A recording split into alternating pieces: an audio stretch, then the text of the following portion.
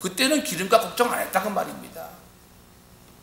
그때는 그게 뭐 하는지도 몰랐다고 말이에요. 지금은 우리가 걱정하지 않아야 될 너무 많은 것들이 다가온다는 겁니다. 그러 다섯 번째로 오는 그 영적인 도전이 뭐냐 하면 나르시즘이라는 거예요. 이 그리스의 신화에 나오는 얘기인데요, 자기 얼굴을 거울에 보고 자기가 반했어요. 이게 무슨 말입니까? 자기 중심주의란 말입니다. 현대 사회의 치명적인 위험성이 뭐냐 하면 자기 도취입니다. 우리가 진실로 마음을 조금만 오픈하면 얼마든지 자유로울 수가 있고 얼마든지 건설할 수 있는데, 이기와 자기 도취에 빠져서 극단적인 이기주의에 빠졌어.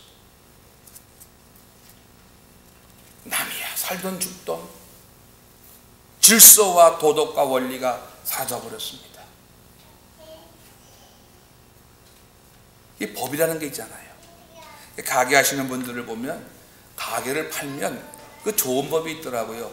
전주인은 그 가게를 팔면 그 장소에서 주변 3마일 안에는 같은 가게를 못하게 되어 있습니다. 왜 그럴까요? 내가 또 차리면은 손님들 다 가니까 이 새로 산 사람을 보호해 줄 수가 없어서 못하는 것입니다. 요즘에 그런 서로를 생각하는 마음이 있나요? 아예 그냥 그물을 쳐도요, 메르츠까지 그 조그마한 피라미드까지 다 훌쳐가 버려. 옆에 사람 죽든지 말든지. 성경은 분명히 룻기 시대에 보면은 이삭을 빌 때에 다 비락했습니까? 좀 남겨두라고 했습니까? 왜 다 비워가지? 살기 힘든데. 왜 그럴까요?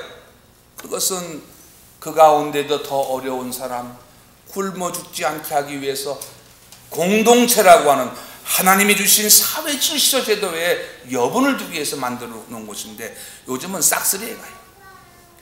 한국에는요, 도박을 해도 다 이러면 뭐 줘요? 예? 개평을 줘요. 근데 여기 라스베가스 가서 다 이러면 뭐 줘요? 개평이고 뭐가 아무것도 없어. 싹 쓸어가. 이게 얼마나 무서운 영적인 도전력인지 모릅니다. 그 다음에 또 하나 영적인 공격이 뭐냐면요, 밀리타리죠. 군사주의입니다. 무력입니다. 힘이면 되는 것이죠. 그래서요, 여러분, 힘센 사람이 왕이에요, 요즘. 그래 막 강도가 일어나고, 이 살기 좋은 미국에도 힘센 사람이 와서 빼앗아가고 탈취해 갑니다. 7번 마지막으로 회의주의가 옵니다. Absolute skepticism. 이게 무슨 말이냐면, 우리 마음속에 인간이 갖고 있는 연약함 때문에 안 된다는 생각입니다. 믿을 수 없다는 것입니다. 모든 것이 의심스럽다는 것입니다. 이러한 영적인 공격력 때문에 우리 인생이 절망으로 치닫게 한다는 거예요. 굉장히 의리가 있는 말씀입니다. 그렇다고 하면 예수 믿는 성도들이 이 무서운 영적 도전에 대해서 어떻게 인생을 주어진 삶 속에 대처하며 어떻게 승리하며 살겠는가? 좋은 집을 가지고 있고 많이 배우고 많은 것을 소유한 것으로 승리하겠느냐? 오늘 본문은 그렇지 않다는 겁니다. 이 영적 도전을 성도가 승리하지 못하면 끝에 가서는 쓰러지고 만다는 것입니다. 우리가 베드로서에 보면은 주 앞에 갈 때에 넉넉히 천당에 들어간다고 그랬습니다. 너끈하게 들어간다고 그랬습니다. 여러분, 오늘 본문을 말씀하고 있습니다. 서론의 말씀을 드린 대로 이렇게 14년이라는 세월 동안 여러 가지 방해로 인해서 성전 건축이 중지되었습니다. 여러분 한번 생각해 보십시오. 하나님께서 학개와 스가랴를 통해서 이스라엘 백성을 자축합니다. 빨리 성전을 재건하라. 그런데 이스라엘 백성은 생각하는 겁니다. 무슨 소리입니까? 좀 뭐 맨몸으로 짓습니까? 성전 지으려면 돌도 있어야 되고 인건비도 있어야 되고 또 나라가 안정돼야 되고 달리 무언가 우리 손에 가지고 있어야 성전을 좀 짓지 않겠습니까? 현실이 난감하다고 하는 것을 이스라엘 백성이 말합니다. 정치를 봐도 경제를 봐도 사회를 봐도 문화를 봐도 모든 면에서 가능성이 보이지 않더라 그 말입니다. 그렇지 않습니까? 교회당 예배당을 뭐 맨손으로 짓습니까? 근데 하나님이 그런 것은 말씀하시지 않습니다. 개의치 아니하시고 학개와 스가랴에게 그냥 지어라 그래요. 지으라고 하면서 8가지 환상을 보여주는데 오늘 본문 4장에 나오는 이 환상은 5번째 환상인데 그 5번째 환상의 내용이 뭐냐? 순금 등대와 감람나무입니다. 뭐 즉흥적으로 우리가 이해를 해도 등대는 뭐 하는 것이죠? 빛을 밝히는 것입니다. 빛을 밝히기 위해서는 뭐가 있어야 됩니까? 기름이 있어야 된다 그 말입니다. 그걸 보여주었어요. 봤는데 성경에 보면요, 하나님께서 스가랴에게 천사가 묻습니다. 무엇을 보느냐 묻습니다. 보고 있는데 뭘 또 물어봅니까? 그렇지 않아요? 뭘 봤냐? 네, 순금 등대와 감람나무 봤습니다. 그럼 그게 뭐냐? 그러지 않으시고 무엇을 보느냐? 보고 있는데요. 굉장한 의미가 있습니다. 땅을 볼 것이 아니라 그 말이죠. 현실을 볼 것이 아니라 그 말이죠. 비전을 보라는 말씀입니다. 결정적인 미래를 보라는 말씀입니다. 하나님의 약속을 보라는 말씀입니다. 이게 예수 믿는 사람의 큰 무기입니다.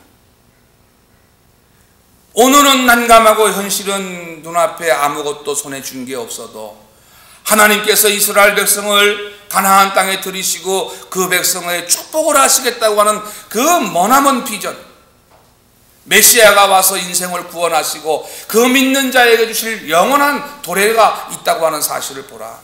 오늘을 승리하려면 내일의 비전이 있어야 됩니다. 맞습니까? 집사님만 한 번만 하면 해서 우리가 오늘을 힘있고 능력있게 살기 위해서는 내일의 비전이 확신해야 됩니다. 분명히 됩니다. 믿습니까 여러분? 그렇잖아요. 중요한 것입니다. 내일의 비전이 뭡니까? 내일의 비전은 하나님의 약속입니다.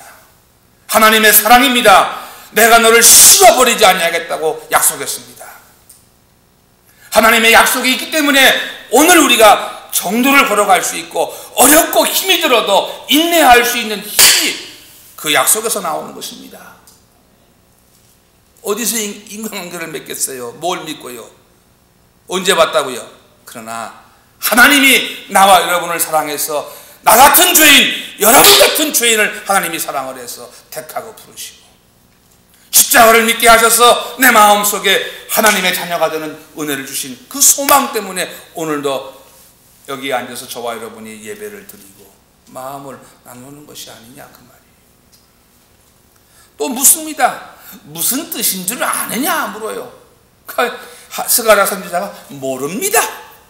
나 몰라요. 봐도 몰라요. 천사가 말합니다. 깨달아야 된다. 알아야 된다. 스피리추얼 인사이트가 있어야 된다. 영적인 통찰력이 있어야 된다. 먼 미래를 볼 수 있어야 된다. 여러분, 공부하는 학생이 놀러 가고 싶은 곳도 못 가고 책상머리에 앉아서 공부합니다. 뭐 때문에 그렇게 합니까? 내일의 비전 때문에 그렇습니다. 더 먼 미래를 볼 줄 알아야 합니다. 우리의 일생이 다 마친 다음에 하나님과 역사 앞에 우리가 어떤 이름을 남기고 떠날 것이냐. 떠나는 것은 다 마찬가지 아니에요. 여기서 나는 안 죽는다 하시는 분 손 한번 들어보세요. 나는 그것 말고 나는 한 300년을 살 거요 할 사람 손 들어보세요.